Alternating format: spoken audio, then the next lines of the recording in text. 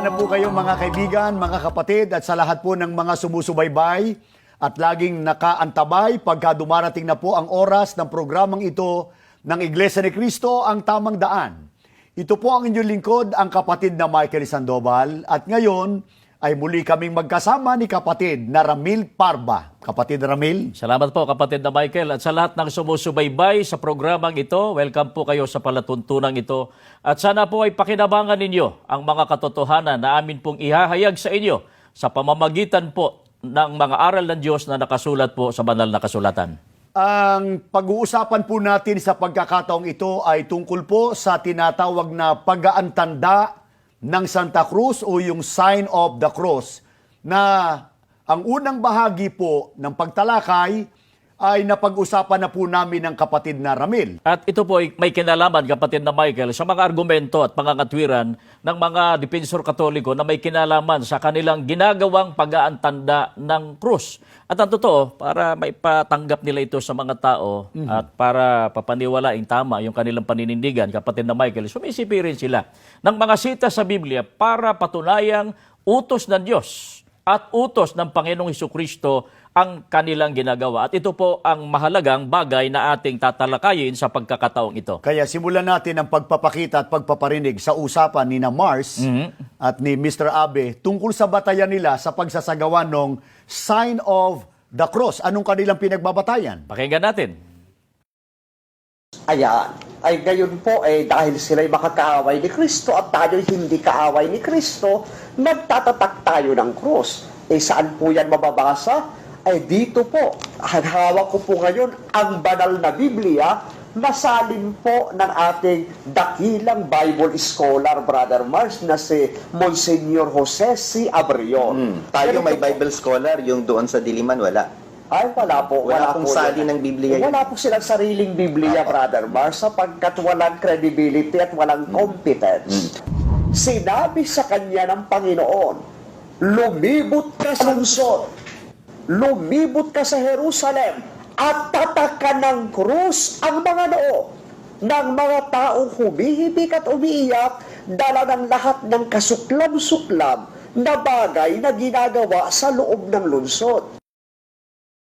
Ang nag-uusap diyan, kapatid na Ramil, yung dalawang magkaibigan, si Mr. Abe, yung pare ng Simbahang Katoliko, At saka si Atty. Mars. Attorney Mars. Oh, si Attorney Mars, si Mars. Pero minsan nagkakamali ka ng pronunciation. Ate, minsan mga kasi, como sa Bisaya, medyo nadudulas. Kasi yung ATTY, ang tama doon ay attorney. Pero sinushortcut mo na Ate Mars. Hindi, Attorney Mars yun. Pasensya na. O, teka, anong sabi ni Attorney Mars? Attorney Mars? Oh, sabi niya. Tayo may Bible scholar, yung doon sa Diliman, wala. Ay, wala po. Wala pong po sali yun. ng Biblia yun. Wala po silang sariling Biblia, Brother Mars, sapagkat walang credibility at walang competence. Itong sinasabi pa lang ito ni Mr. Mr. Abe. Abe na pinalilitaw yung sa Diliman tayo tinutukoy. Kasi ang central natin, Diliman, Quezon City. Huli siya eh. New Era, Quezon City na ito ngayon eh. Sa bagay, huli sa balita. Pagbibigyan na natin. Ngayon, dito sa binanggit niya, meron siyang ginamit na Bibliang Katoliko na salin ni Mr. Abriol na ang sabi nga ro doon, Ayan, ay gayon po dahil sila'y makakaaway ni Kristo at tayo'y hindi kaaway ni Kristo, nagtatatak tayo ng krus. meron nga silang ginamit na sitas. At yan po yung Ezekiel 9:4 na mamaya atin pong tatalakayin. Pero bago natin sagutin yan, kapatid na Ramil, yung talatang kanilang pinagbabatayan, anong reaksyon natin doon sa sinabi ni Mr. Abe na Tayo may Bible scholar, yung doon sa Diliman, wala. Ay, wala po. Wala pong po sali yun. ng Biblia yun. Wala po silang sariling Biblia, Brother Mars, sapagkat walang credibility at walang competence. anong reaksyon mo dahil sa sinabing wala raw tayong sariling salin ng Biblia? Ang una, kaya natin na gumawa ng sariling salin ng Biblia. Kaya natin, kapatid na Michael, pero hindi po ginagawa yon ng Iglesia ni Cristo. Ang dahilan, kapatid na Michael, iyon nga mismong mga Biblia ang isinali nila na ating ginagamit. Hindi nga nila halos paniwalaan pag tayo ang gumagamit. Di lalo namang hindi nila tatanggapin kapag yan ay salin ng Iglesia ni Cristo. Tikalawa, hindi naman po como ang isang relihiyon, tulad ng Iglesia Katolika, Hindi naman kung ang isang reliyon, mayroong sinaling Biblia, gaano man karami yan, hindi katibayan yan na yan ay totoo o tunay na reliyon. Bibigay ako halimbawa, kapatid na Michael, yung saksi ni Jehovah's Witnesses. Meron po silang Yung mga... nagpapakilalang saksi ni Jehovah. Nagpapakilalang saksi ni Jehovah. Meron silang mga isinalin na Biblia. Pero nangangahulugan ba na sila'y sa Diyos, sila'y kay Kristo? At saka, yung isa pa, medyo mabigat yung sinasabi yung pari na si Abe. Wala po silang sariling Biblia, Brother Mar, sapagkat walang credibility at walang competence. Siguro, pagka nagkaharap siguro ang ikaw na isang pari at saka ministro na Iglesia ni Cristo sa isang maginoong debate, siguro doon na makikita. At yung tao na magpapasya kung sino talaga ang may kompetensya, wala. Pero wala tayong sinasabing hinahamon natin sa debate si Mr. Abe. Wala naman. Pero kung maghahamon, paghahamon, ay pagbibigyan natin. at sa isang maginoong diskusyon. Opo. Pero ang isang nakatatawag pa ng pansin, yung Ezekiel 9:4 na kanilang ginamit. Kailan daw ba matutupad ang sinasabi doon sa Ezekiel 9:4, kapatid Ramil? Ito ho yung pahayag nila. Ito po aklat ni Propeta Ezekiel ay prophecy. Ito po ay patungkol sa panahon na pagdating ng Mesiyas. At darating daw ang araw, maraming makakasuklam-suklam na mangyayari sa mga lungsod no, sa bayan ng Diyos. Ano-ano yung mga nangyayaring yan ngayon? Abortion, Lahat na. contraception, pornography, same-sex marriage, at iba pa. O, di ba maliwanag na ayon sa Catholic Defender ay matutupad daw, na silang palitawin, na matutupad daw yung antanda at pagtatatak ng krus sa panahong Kristiyano o sa panahon ng ating Panginoon Kristo. Yan ay mga hinuha lang nila eh. Hinuha? Kuro-kuro, palampalagay. At kasi may itatanong tayo sa kanila, kung yan ay natupad sa panahon ng Panginoong Kristo, anong kasaysayan ng Biblia na natupad yon, na talagang si Kristo nagtatak ng krus sa noo, doon sa mga alagad niya. Yung literal na krus. Kasi yun ang sinasabi nila, yun ang pinalilitaw nila dito eh. Tsaka, kapatid na Michael, yung paggamit nila doon sa Ezekiel 9:4, meron silang itinatago ron eh. Kaya ang ginagamit nila, hindi yung maganda balita, hindi yung ibang salin. Itong pinili nila, salin din ng pare, kapwa pare nila na si Monsignor Abriol. Sapagkat pagka binasa natin yung mismong Ezekiel 9:4, ang binasa kanila kasi yung salin ni Abriol. Siguro basahin muna natin yon, bahaging yon, pagkatapos ano yung itinatago at hindi nila binabasa? Mabuti, basahin po natin. Ito mismo. Ito yung mismong Bibliang yon. At ito ay salin at meron po ito, yan may nihil obstat ni Baltasar at may re-imprimatur ni Jaime Cardinal Sin. Ito po yung mababasa natin. Pakinggan natin. Sinabi sa kanya ng Panginoon, lumibot ka sa lungsod, lumibot ka sa Jerusalem, at tatakan mo ng krus ang mga noo ng mga taong humihibik at umiiyak, dala ng lahat ng kasuklam-suklam na bagay na ginagawa sa loob ng lungsod. Ito yung ngayon, mga kaibigan, ang itinatago nilang footnote. Ang sabi dito, may number 4, yun yung footnote, krus. Ang sadyang nakasulat ay Tav, ang huling titik ng abakadang Ebreo na kamukhang-kamukha ng krus. Hinahambing ito ng mga Santos Padres sa krus ng ating mahal na Panginoon. Ang tanong lang po namin kay Mr. Abe na pare ng Iglesia Katolika at si Attorney Mars, bakit kaya hindi ninyo binabasa, Mr. Abe at Mr. Mars, ang footnote nitong Abriol version? May itinatago sila rito, kapatid na Michael, kasi maliwanag dito sa footnote, napapanood naman po nila sa kanilang television screen, ang nakalagay, ang sadyang nakasulat sa Ebreo daw, sa 9:4, kasi yung Old Testament, kabilang Ezekiel, kabilang Ezekiel, nasulat sa Ebreo. Ang nakalagay, ang sadyang nakasulat ay Tav, ang huling titik ng abakadang Ebreo na kamukhang-kamukha ng krus. So mapapansin natin dito, hindi sila fair kapatid na Michael. May itinatago sila. Mabubuko kasi sila pagka itong si Abe at saka si Attorney Maruel, mabubuko sila kapag ka ang binasa nila, kung binasa nila yung footnote. Kasi nandoon ipinaliwanag na yung krus na yung sinasabing krus diyan, hindi naman talaga yun ang tamang salin. Hindi yan ang tamang salin nung terminong TAV. Kasi ang TAV, huling titik ng alpabetong Ebreo. At ipinapapansin natin, kapatid na Ramil, yung TAV, letter T. Oh, letter T. Kumbaga, Hindi naman cross Opo. krus Opo. na magkahalang. Pero Opo. ang kinuha nila, yung X na parang X, hindi yung parang letter T. Halimbawa, kapatid na Michael, magbibigay tayo halimbawa. Halimbawa, yung bola. Ball ang halimbawa, pero pagkadalawa na yan, balls Balls na, na yan, oh. kapatid na Ramil. Sa bagay, wala naman tayong problema dyan. Talagang tama naman yun. Plural. Halimbawa, volleyball, basketball, di dalawa, balls na yan. Balls talaga. Ngayon, ang pinag-uusapan natin, yung sinasabi natin, binigay lang natin halimbawa yun. Halimbawa, circle.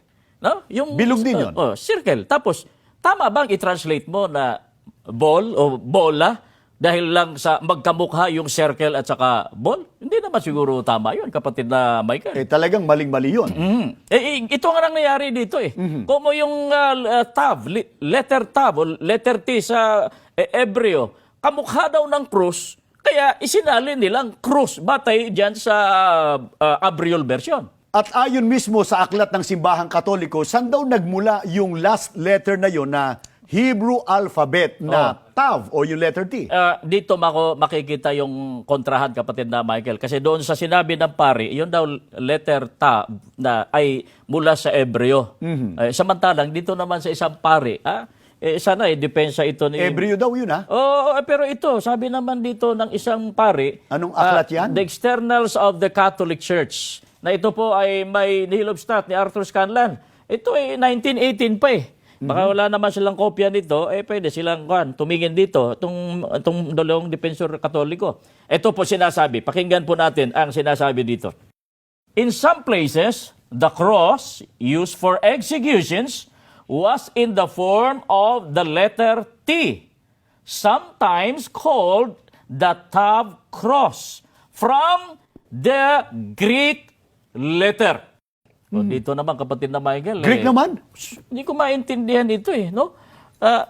Dito, yung sabi kanina ni Abriol, yun daw tab, pero sa bagay, sa akin, tama naman yun na yung letter tab, Last letter of the Hebrew alphabet. Pero sabi naman dito ng isang pari na Iglesia Katolika ito, kontra-kontra eh, dahil sa itong sinabi ng pari naman, yung daw tab ay letter na Greek letter. Naalala ko tuloy si Boy Adon, ng Magitin. Sabi niya, Greek daw yung Lord. Tapos, yung Adon. Ngayon, sinabi naman niya, Hebrew pala. Kaya kanino nagbubumerang o bumabalik yung akusasyon noong ni Mr. Aben na wala raw tayong competence. Tayo may Bible scholar, yung doon sa Diliman, wala. Ay, wala po. Wala pong po sali yun. ng Biblia yun. Wala po silang sariling Biblia, Brother Mar, sapagkat walang credibility at walang competence. Nagbubumirang, bumabalandra sa kanila, kapatid na Michael. Iisang forma ba yung krus na ginagamit ng mga Katoliko? Iisang forma ba yun? Ito pa ang laking problema ngayon. Kasi ito, tuloy lang natin po, itong librong ito na ating binasa, sa pages 153 hanggang 154. Ang sabi rito, in some places the cross used for executions was in the form of the letter T, sometimes called the Tav cross from the Greek letter. The ordinary cross, ito pa isa, such as is generally shown in representations of our Savior's crucifixion, is the crux capitata, or headed cross, also known as a Latin cross. And tradition tells us that this was the form used on that momentous occasion. When the four limbs of the cross are of equal length, we have a Greek cross, so called because it was largely used in medieval Greek architecture. A cross in the form of the letter X is known as St. Andrews, that apostle having been crucified on one of that description. A cross with four equal limbs of spreading or triangular form is a Maltese cross, so called because it was the badge of the military and religious order of the Knights of Malta. If the arms of the cross are connected by a circle, it forms the well-known Celtic cross, of which many ancient specimens may be seen in Ireland. A cross with two crossbars is variously known as an archiepiscopal or patriarchal cross because it is used in the heraldic arms of these higher prelates. There are also other variations due to the ingenuity of artists and architects. Mga kaibigan, dito po sa akin binasa, medyo mahaba-haba, pero may binabanggit at sana napansin po ninyo. Dito binabanggit ng pare ang ilan sa mga forma ng krus ng simbahang Katoliko. Halimbawa, ang cross na para sa execution, para pagpatay, iyan ay, ang forma niyan, letter Tav. T, letter T. Letter T. Napapanood po nila sa screen. Ang pangalawa, yung ordinary cross ay tinatawag nila na Latin cross. Cross na ang tawag yan ay crux capitata or headed cross. Napapanood po ninyo sa inyong mga TV screens. At sabi po nila, ito daw pong Latin cross, kapatid na Michael, ito yung sa tradisyon Katoliko, doon daw namatay ang ating Panginoong Sukristo. Yung ginawa niyang pagliligtas, doon daw nangyari yun. May pangatlo. Meron pa, yung Greek cross, yan, napapanood po ninyo, parang plus, tapos, may parang pang St. Andrew's Cross. Napapanood po ninyo. Parang times, X. Para X. Itong Maltese Cross. Meron pa, napapanood nyo, Celtic Cross. Meron pa, Patriarchal Cross. Kaya tanong natin, Mr. Abe, ang tanong na alin dito? Ang tanong ko sa iyo, bakit yung 9:4 ng Ezekiel, yan ay tav, na yan para pampatay, pang execution. Samantalang ang cross na ginagamit ninyo, batay rin sa inyong libro, yung Latin cross, iba ang forma. At sabi ninyo, batay sa tradisyon, doon daw pinatay ang ating Panginoong Hesukristo. Bakit, ito tanong, bakit yung 9:4 ngayon ng Ezekiel ang ginamit yung batayan? Samantalang magkaiba, yung cross na binabanggit doon na Tav, kaysa doon sa actual cross sa na Latin ginagamit cross. ngayon, Latin cross, na ginagamit ng simbahang Katoliko. Teka muna, naalala ko lang, balikan natin yung sabi ni nung pare kanina. At tatakan ng krus ang mga noo ng mga taong humihibik at umiiyak, ng mga taong humihibik at umiiyak, dala ng lahat ng kasuklam-suklam na bagay na ginagawa sa loob ng lungsod. Naalala ko lang yung termino ng humihikbi at umiiyak. May naalala ka bang isang puno ng samahang pangrelihiyon? Humihikbi, umiiyak sa tindi ng problema at anong problema niya? Panoorin natin. Bawat problemang makarating sa akin, hindi ko pwede hindi iisipin. It's a part of my duty and responsibility as a brother in Christ. Kaya mabigat.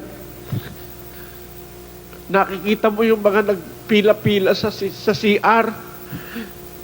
Gusto nang mag-aalit nung nahuhuli doon sa nauunan. Tagal-tagal, tain-tain na siya, tain-tain na siya, tain-tain na siya. Problema ko pa rin yun.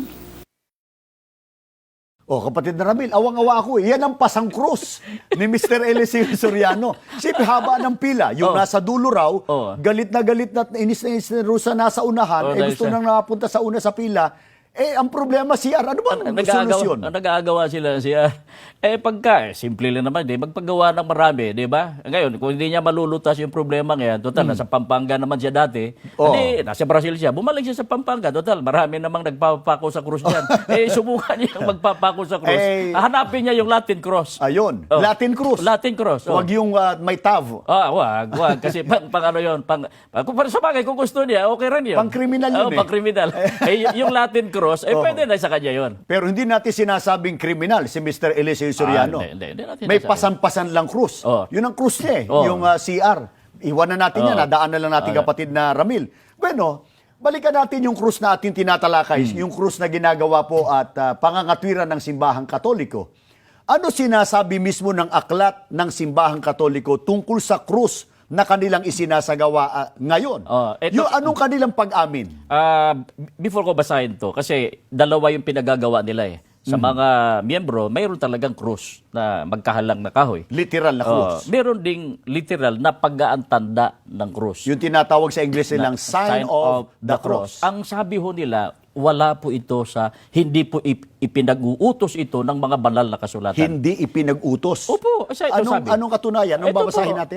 The Apostles' Creed. Pari ang sumulat nito, si Reverend Clement H. Crack, sa pahina 16, ganito po ang ating mababasa. We form on our foreheads the sign of the cross. These practices are not commanded by a formal law of Scripture. Ito sabi ng pari mismo. O sige, sagutin. Dapat sagutin ito ni Mr. Abi. Total, pari rin naman siya. Bakit ang sabi ng pari na yung pag-aantanda ng krus, Mr. Abi at saka kay Mr. Ilacios, kay Brother Mars, no? Tawagin nila. Bakit sinabi ng pari na yung pag-aantanda ng krus ay hindi ipinag-uutos ng banal na kasulatan o ng Biblia? Kaya pagka hindi utos ng Diyos, utos lang po ng kung sino-sinong tao na nangunguna sa isang samahang pangrelihiyon. Pagka ang isang gawaing pangrelihiyon, kapatid na Opo. Ramil, ay sabihin nating pagkukrus, o pag-aantanda na Santa Cruz, o ano pa man yan, pero ipinatungkol sa Diyos, hindi naman utos ng Diyos. Yung ba may kabuluhan? Ay pakinggan po natin ang pahayag ng Diyos na sinipin ng ating Panginoong Sukristo sa Mateo 15:9. Datapwat walang kabuluhan ang pagsamba nila sa akin na nagtuturo ng kanilang pinakaaral ang mga utos ng mga tao. Mga kaibigan, maliwanag po ang sinasabi ng Diyos na kahit na alam naman ng Diyos na ipinatutungkol sa Kanya yung gayong mga ritual, mga gayong alituntunin. Ang problema kasi, utos kasi ng tao, hindi kasi utos ng Diyos. At manapa, sa susunod nating pag-aaral, atin pang mapatutunayan, yan po'y ikapapahamak. Sabi ng Biblia, pag utos ng tao, ipinatutungkol man yan sa Panginoon Diyos, walang kabuluhan. Pag sinabi pong walang kabuluhan, walang kwenta sa harap ng Panginoon Diyos. Kaya tiyak na hindi tinatanggap ng ating Panginoon Diyos. Iyan po ang dahilan, kapatid na Michael, na inihahayag po natin ang katotohanan ito. Hindi po sa layunin na mangantyaw tayo, ano pa man, ang gusto natin matutunan ito ng ating mga kababayan para hindi po masayang ang ating puhunan, ang inyong hirap, ang inyong sakripisyo sa inyong ginagawang paglilingkod sa Panginoon Diyos. Kaya sa dami ng mga nanonood sa atin, ang iba'y dumadalo sa ating mga Bible studies, sa mga gusaling sambahan, ay marami po ang nakaunawa sa mga aral ng Biblia na ating tinatalakay sa ganitong pagkakataon. At kaugnay nito, panoorin at subaybayan po natin ito, mga kapatid. Ako po si Marlene Bartolome Villena. Dati po akong katikis sa St. Mary Magdalene Church po, dun po sa amin sa Palanan, Isabela. Tinuturo ko po doon yung kung paano po mag-rosary, tapos kung paano ang panalangin ng Katoliko po noon. At talaga pong masasabi ko pong active po ako noon dahil po tuwing linggo po ay nagsisimba po kami sa aming relihiyon. Pag meron pong may pagkuhan po sa mga ribulto po, ay lumilibot po kami doon sa amin po doon para po makapag-serve po sa aming simbahan. Yung asawa ko naman, babasa rin po kasi siya ng Biblia. Ako po si Rodolfo R. Villena Jr. Dati po akong lay minister sa St. Mary Magdalene Parish Church. Humigit kumulang 4 na taon.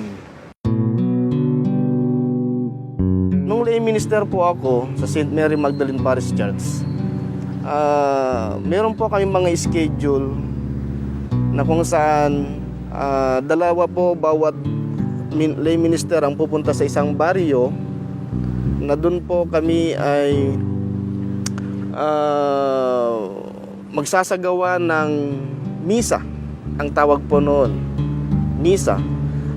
Yung matandang lay minister po ang magkakandak ng misa at ako po yung katuwang niya sa pag-aabot ng hostya po sa mga kaanib po na Katoliko. Sumasama rin po ako sa pari noon bilang isang katikista. Nagtuturo po ako, meron pong lesson na aming ituturo sa bawat kaanib po. Nung lay minister po ako, kadalasan ko rin pong ginagawa kapag nananalangin po ako. May ginawa po akong altar sa bahay namin noon. Marami po akong koleksyon ng mga santo.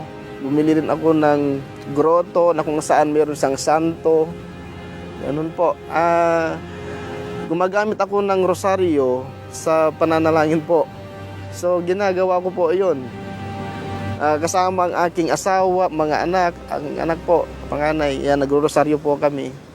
Ang aking magulang po ay siya po ang nag-akay sa akin po na umanib po dito sa Iglesia ni Cristo. Sinabi ko po sa kanila na ayaw ko, sabi ko talagang Katoliko lang ang gusto ko po noon kasi hindi ko pa po noon alam yung aral. Hindi pa po ako nakapakinig. Tapos po nung yung time po na schedule po namin na magdudoktrina po, nagugulat po ako sa mga naririnig ko po dahil sabi ko totoo kaya itong mga sinasabi nila, sabi ko. Nakaleson na kami ng 5, gayon tanong-tanong na po ako ng ganyan about po sa santo po. Doon po talaga ako naanig sa aking puso po na umanib sa iglesia po. Dahil napakalaking kasalanan po pala yung pagsamba po sa Diyos-Diyosan po. Na hindi po dapat sambahin yung mga santo, hindi po pala. Tapos yun po, yung asawa ko naman, tinawag ko naman po siya na makinig po. Talagang kinausap ko po siya ng subukan mo lang makinig sa pamamahayag, sabi ko, o kaya sa doktrina, marami kang malalaman na kwan na hindi dapat nating ginagawa, sabi ko po. Bukas naman po ang kanyang puso na talaga pong nagbabasa rin po kasi siya ng Biblia. So, nalaman ko sa aral ngayon sa Iglesia ni Cristo na ang rebulto ay Diyos-Diyosan. So, hindi dapat sambahin sapagkat ang dapat sambahin ay ang Amang nasa langit.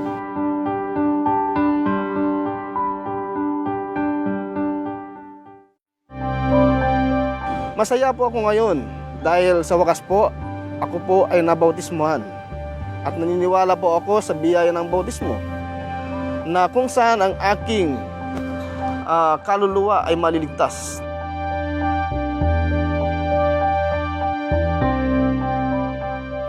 Ako po si kapatid na Marlene Bartolome Villena, dating katikista ng Romano Katoliko. Ako po si Rodolfo Villena Jr., dating lay minister po ng Romano Katoliko. Pero ngayon, ikinararangal po namin na kami ay Iglesia ni Cristo. Pinakahahangad po namin na ang ganitong palatuntunan ay nakatutulong sa inyo para hanapin ninyo ang tamang daan ng paglilingkod sa Diyos at dito natin isagawa sa loob ng Iglesia ni Cristo ang angkop at karapat-dapat na paglilingkod sa Panginoon Diyos.